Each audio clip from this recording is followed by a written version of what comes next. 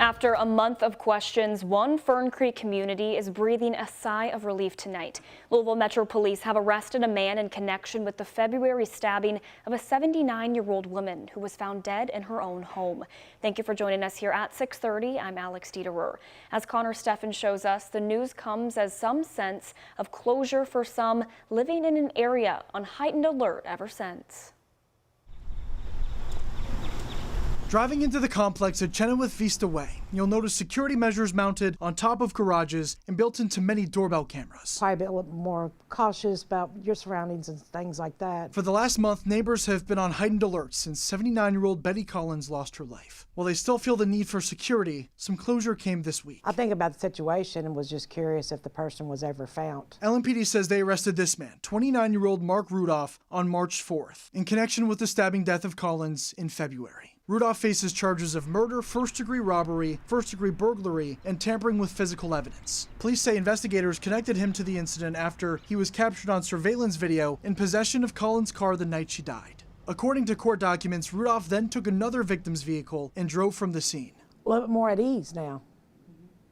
You know, the person was caught and going to be held accountable for what his actions were. And hopefully that's going to be the last time that we have any kind of issues like that. In Louisville, Connor Steffen, WHAS11 on your side.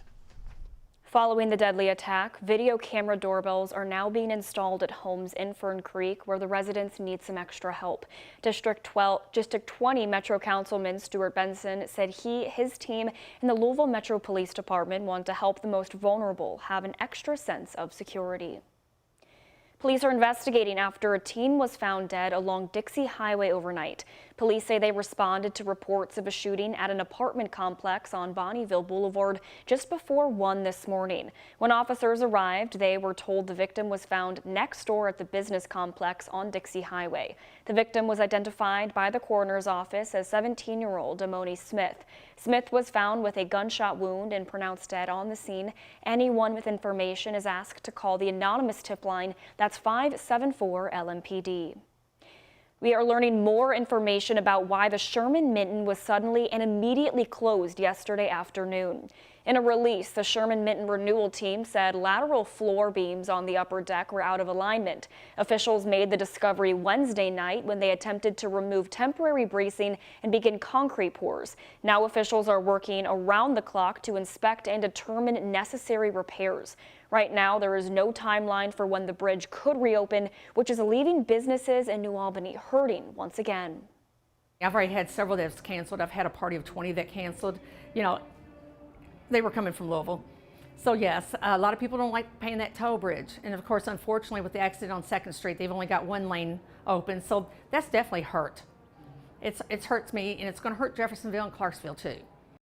The renewal team says once an inspection is complete, they'll release a finalized timeline for the repair schedule. Until then, drivers are encouraged to take alternate routes, including 265 and 65. We are also learning more information about 10 barges that got loose on the Ohio River yesterday afternoon.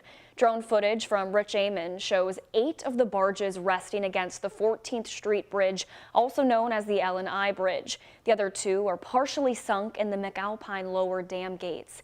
Today, the Coast Guard said they were able to recover 6 of those 10 barges. 2 of the barges that were resting against the bridge have now sunk into the Ohio, and the 2 by the lower gates remain partially sunk. The Coast Guard says salvage operations will begin once equipment arrives, and they are investigating to determine a cause. Work is continuing to build and modify Kentucky's medical marijuana law during the General Assembly. And as the work continues, another conference is hoping to capitalize on that work. The Kentucky Cannabis Conference will be going on through today, just down the road from the state capitol, and has a little bit of everything and everyone. Marijuana. David Jagers is a Corbin hemp grower, already has a space and is hoping to get started soon. All in all, about 18,000 square feet. It's separated into 6 different greenhouses. It's all one kind of conglomerate of greenhouses that are all connected together. We've been counting down the days. I know out-of-state operators are coming in, but I hope that Kentucky gives preference to the Kentuckians that have been here, that have been grinding away. Right now, businesses can't get up and running until January 1st, 2025.